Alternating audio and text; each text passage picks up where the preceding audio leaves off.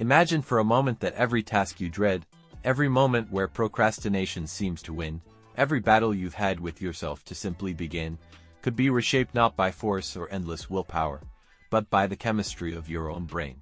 We live in a time when motivation is not just an elusive feeling but a scientific puzzle, one that researchers are starting to piece together with surprising clarity.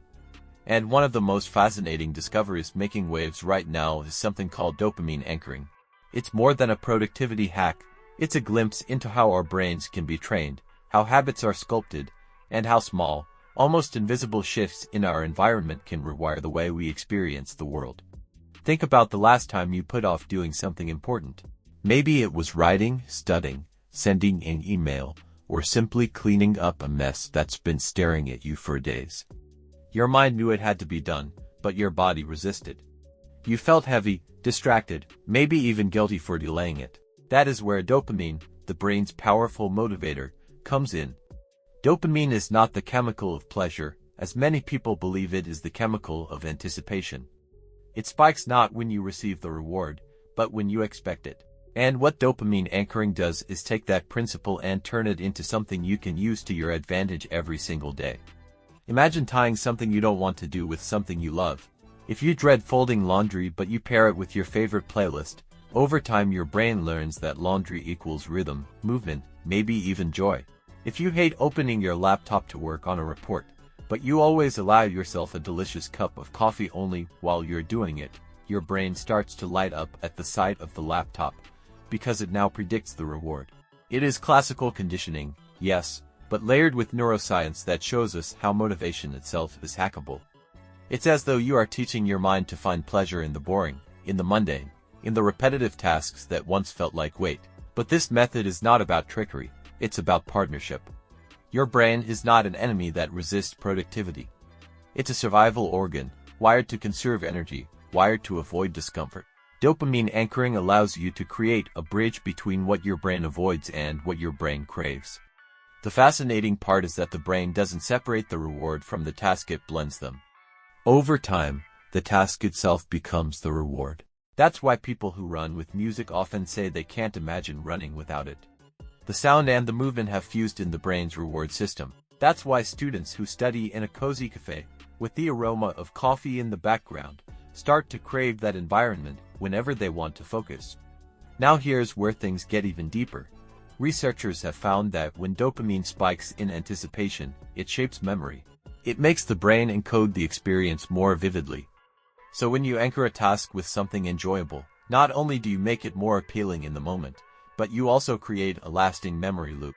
The next time you approach that task, your brain recalls the positive association, and that recall itself sparks dopamine again. It becomes a cycle that feeds itself.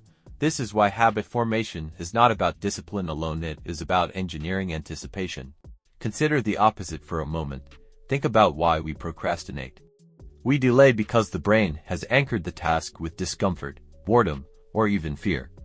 Every time you postpone, you reinforce that negative link. The task becomes heavier in your mind because your brain predicts pain, not reward. Dopamine anchoring flips this prediction. It makes your brain expect something good. And expectation is powerful, it can pull you toward action even when your rational mind feels resistance. But we should pause here, because there is a danger in oversimplifying. Motivation is not a one-size-fits-all phenomenon. For some people, particularly those living with ADHD or mood disorders, dopamine levels function differently. Anchoring can be incredibly effective in these cases, but it must be done thoughtfully. If the reward is too intense or artificial, like endless scrolling on social media or snacking on unhealthy foods, you risk creating anchors that are harmful. The key is balance.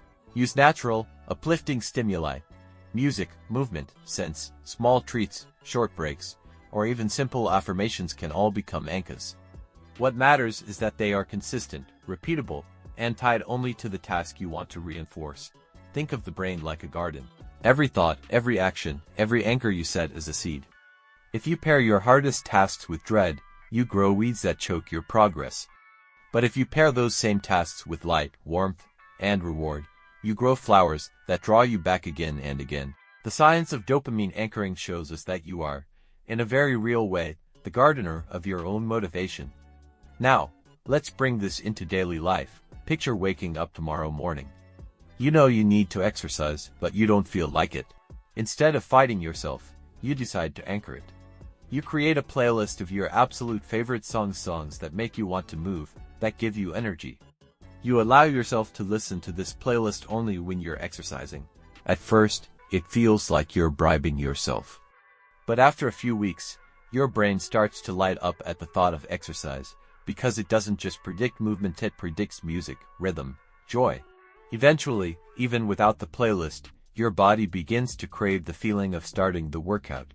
The anchor has become integrated. Or let's say you're a student facing endless pages of reading. Instead of staring at the textbook in frustration, you make a ritual. You brew your favorite tea, light a candle, and allow yourself a few minutes of calm before diving in. The scent of the candle, the taste of the tea, the feeling of peace, all of it becomes tied to studying.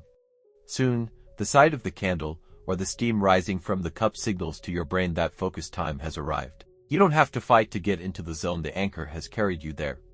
Even in the workplace, this can be transformative. If you struggle with answering emails, pair the task with a positive anchor, like sitting by the window with natural light, or rewarding yourself with a short stretch afterward. Over time, your mind will shift from emails are draining to emails are part of my rhythm. You reframe the narrative by changing the prediction. What's extraordinary is how simple the science really is.